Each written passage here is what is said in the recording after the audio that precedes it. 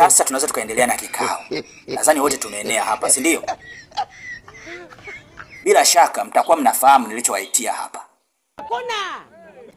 Sawa, anyway. Jambo la msingi nililowaitia hapa, nimesikia habari za chini chini kwamba tarehe 9 mwezi wa 12 mnaliamsha. Kuna jambo mnataka mfanye. Sasa mimi kama mjumbe na nyie ni watu wangu, sijataka kukaa kimya.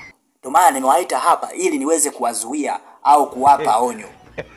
Acheni kabisa kufanya hilo jambo mnataka kufanya mwezi wa 12. Ni mwenda wazimu. Na? Mwenda wazimu wewe. Kwa hiyo unanitukana. Kwa hiyo unanitukana.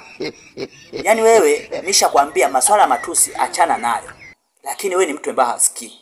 Sasa kama nilivyosema hapa, endapo utaendelea utanijua mimi ni nani. Mkokotee mawe. Taandika hapa. Furumua